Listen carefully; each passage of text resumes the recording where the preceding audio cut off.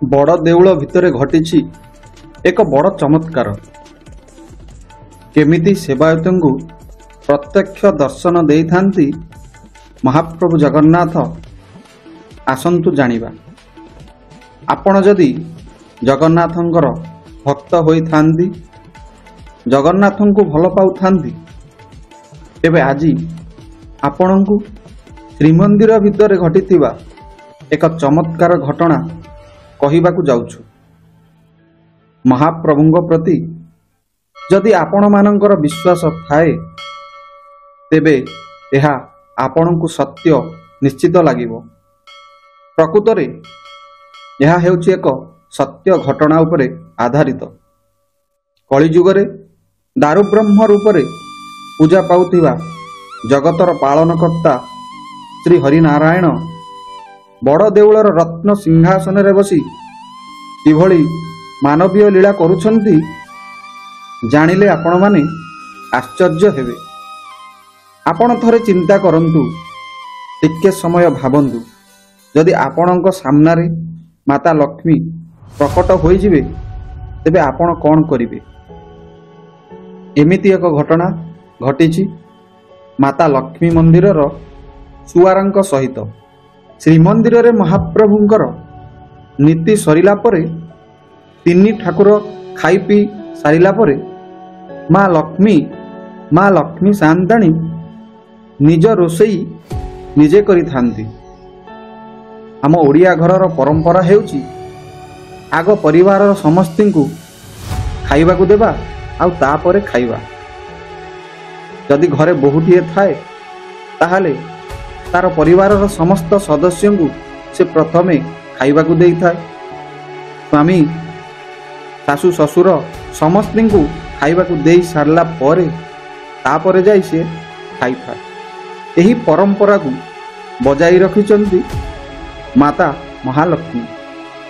ଓଡ଼ିଆ ଘରର ପରମ୍ପରା ଅନୁସାରେ ସ୍ୱାମୀ ଖାଇସାରିଲା ପରେ ସ୍ତ୍ରୀ ଖାଇଥାନ୍ତି। ତେଣୁ ମହାଲକ୍ଷ୍ମୀ ପ୍ରଭୁଙ୍କୁ ଖାଇବାକୁ ଦେଇ ସାରିଲା ପରେ ନିଜେ ଯାଇ ଖାଇବା ପ୍ରସ୍ତୁତ କରନ୍ତି ଏବଂ ପରେ ଖାଇ ଶୋଇଥାନ୍ତି। ଏକଥା ଜାଣିଲେ ଆପଣମାନେ ଆଶ୍ଚର୍ଯ୍ୟ ହେବେ, ଆଉ ଏହା ହେଉଛି ପ୍ରକୃତରେ ସତ୍ୟ ଘଟଣା। ପ୍ରଭୁ ଖାଇସାରିବା ପରେ ମା ଖାଇଥାନ୍ତି। ରୋଷଶାଳାରେ ମାତା ଲକ୍ଷ୍ମୀଙ୍କ ଉପସ୍ଥିତିକୁ ସୁଆରମାନେ ଭଲ ଭାବେ ଅନୁଭବ କରନ୍ତି।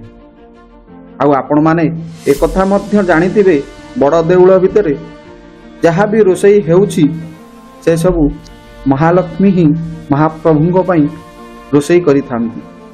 ଆଉ ଦରକାର ପଡ଼ିଲେ ମା ମହାଲକ୍ଷ୍ମୀ ସେବାୟତ ସୁଆରଙ୍କ ଘରକୁ ମଧ୍ୟ ପଳାଇ ଯାଆନ୍ତି। ଏହି କଥା ଆଜି ଆପଣମାନେ ଶୁଣିବାକୁ ପାଇବେ। ମହାଲକ୍ଷ୍ମୀଙ୍କର ସୁଆର ସେବାୟତ ପ୍ରତିହାରୀ ନନା। ଦିନକର ଘଟଣା, ପ୍ରତିହାରୀ ନନା ଶ୍ରୀମନ୍ଦିରରେ ନୀତି କରୁ କରୁ ଡେରି ହୋଇଯାଇଥିଲା। ତେଣୁ ସେ ଘରକୁ ରାତି 3ଟାରେ ଆସି ନିଜର ସ୍ନାନ ନୀତି ସାରି ପୁଣି ବଡ଼ ଦେଉଳକୁ ଚାଲିଗଲେ ସକାଳ ନୀତି କରିବା ପାଇଁ। 11ଟା, 11:30 ହେବ। ନୀତି ସରିବା ପରେ ପ୍ରତିହାରୀ ନନା ଘରକୁ ଆସିଲେ। ସେତେବେଳକୁ ତାଙ୍କ ଆଖିରେ ଆଖିଏ ନିଦ ଥାଏ, କାରଣ ସେ ସମ୍ପୂର୍ଣ୍ଣ ରାତି ଅନିଦ୍ରା ହୋଇଯିବା ପରେ ସକାଳୁ ସକାଳୁ ମଧ୍ୟ ଶ୍ରୀମନ୍ଦିରକୁ ଯାଇ ସେବା କରିଥିଲେ। ସେପଟେ ମାତା ମହାଲକ୍ଷ୍ମୀ ମହାପ୍ରଭୁଙ୍କର ରୋଷେଇ ସାରି ଠାକୁରଙ୍କୁ ଖାଇବାକୁ ଦେଇ ସାରି ନିଜ ମନ୍ଦିରକୁ ଫେରିଲେ। ମନ୍ଦିରକୁ ଆସି ଦେଖନ୍ତି ତାଙ୍କ ରୋଷଶାଳାରେ ଚୁଲି ଲାଗିନି। କାରଣ କ'ଣ? ଏପଟେ ପ୍ରତିହାରୀ ନନା ରାତି ଅନିଦ୍ରା କାରଣରୁ ତାଙ୍କ ଘରର ଛାତ ଉପରେ ଗଡ଼ପଡ଼ ହେବା ବେଳେ ଆଖିକୁ ତାଙ୍କର ନିଦ ଲାଗିଯାଇଛି। ସେ ଶୋଇପଡ଼ିଥାନ୍ତି। ମାତା ମହାଲକ୍ଷ୍ମୀ ଏକଥା ଜାଣିପାରିଲେ। ତେଣୁ ମା କମଳିନୀ ଯାଇ ପହଞ୍ଚିଗଲେ ପ୍ରତିହାରୀ ନନାଙ୍କ ଘରେ। ଛାତ ଉପରେ ଯାଇ ଦେଖନ୍ତି ତାଙ୍କର ସେବକ ଶୋଇପଡ଼ି ଘୁଙ୍ଗୁଡ଼ି ମାରୁଛନ୍ତି। ଜଗତର ମା ମହାଲକ୍ଷ୍ମୀ ବୁଝିପାରିଲେ ରାତି ଅନିଦ୍ରା କାରଣରୁ ପୁଅ ତାଙ୍କର ଟିକେ ଶୋଇପଡ଼ିଛି। ତେଣୁ ମା ପୁଅକୁ ମଧୁର ସ୍ୱରରେ ନିଜ ବୋଉ ଡାକିଲା ପରି ଡାକିଲେ, ଆରେ ପୁଅ, ମନ୍ଦିରକୁ ଯିବୁ ପରା ସେବା କରିବାକୁ? ଆରେ ପୁଅ, ମନ୍ଦିରକୁ ଯିବୁ ପରା ସେବା କରିବାକୁ? ଏମିତି ଦୁଇଥର ଗେଲେଇ ଗେଲେଇ ପ୍ରତିହାରୀ ନନାଙ୍କୁ ଡାକିଲେ ଏବଂ ତାଙ୍କ ମୁଣ୍ଡକୁ ଆଉଁସି ଦେଲେ। ଏମିତି ଦୁଇଥର ଡାକି ଆଉଁସି ଦେଲେ ଏବଂ ବଡ଼ ଦେଉଳକୁ ଚାଲିଗଲେ। ଠାକୁରାଣୀ ଚାଲିଯିବା ପରେ ପ୍ରତିହାରୀ ନନାଙ୍କର ନିଦ ହଠାତ୍ ଭାଙ୍ଗିଗଲା।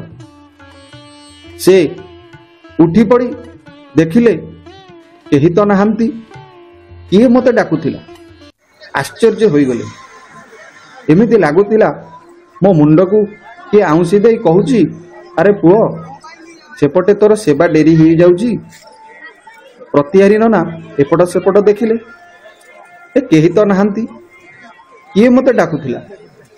ପୁଣି କର୍ପୂର, ଚନ୍ଦନ, ଅଗୁରୁ ବାସ୍ନାରେ ଫାଟି ପଡ଼ୁଛି ତାଙ୍କ ଘର। ଛାତରୁ ତଳକୁ ଆସି ଘରେ ତାଙ୍କ ବୋଉକୁ ପଚାରିଲେ, ବୋଉ, ଆମ ଘରକୁ କିଏ ଆସିଥିଲା କି? ବୋଉ କହିଲେ, ନା ତ। ପ୍ରତିହାରୀ ପୁଣି କହିଲେ, ଏ ଅଗୁରୁ, ଚନ୍ଦନ, କର୍ପୂର ବାସ୍ନା ଆସିଲା କେଉଁଠୁ? ବୋଉ କହିଲେ, କିଛି ସମୟ ପୂର୍ବରୁ ଏ ବାସ୍ନାଟା ପୁରା ଘର ସାରା ମହକୁଥିଲା। ତୁ ଦେଉଳକୁ ଯାଇ ଦେଖିଲୁ କ'ଣ ହୋଇଛି? ପ୍ରତିହାରୀ ନନା ମୁହଁ ଧୋଇ ଦୌଡ଼ିଲେ ଦେଉଳକୁ। ଆଉ ଦେଉଳକୁ ଯାଇ ଦେଖିଲେ ଦେଉଳରେ ତିନି ଠାକୁରଙ୍କର ନୀତି ସରିଯାଇଛି।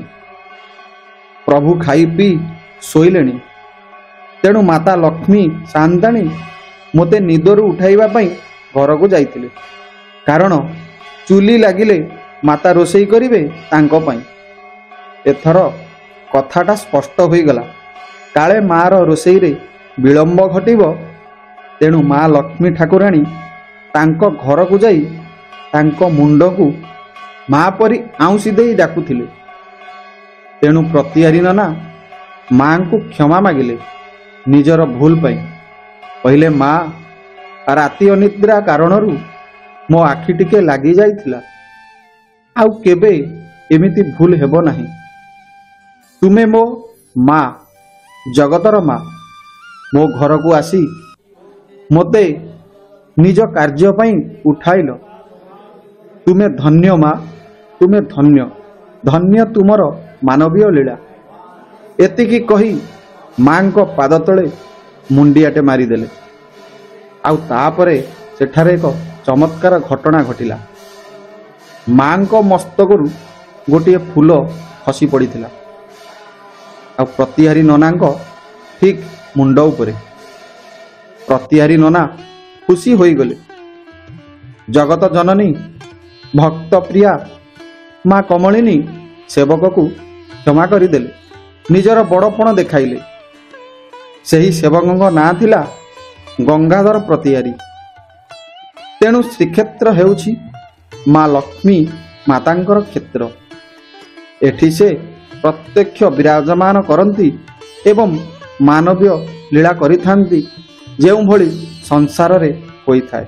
ଆପଣମାନଙ୍କୁ ଏହି ଭିଡ଼ିଓଟି ଯଦି ଭଲ ଲାଗିଥାଏ, ଏହି ଜଗନ୍ନାଥ ମହିମା କଥାଟି, ତେବେ କମେଣ୍ଟ ବକ୍ସରେ ଲେଖିଦିଅନ୍ତୁ, ଜୟ ଜଗନ୍ନାଥ, ଜୟ ଜଗନ୍ନାଥ, ଜୟ ଗୋପୀନାଥ।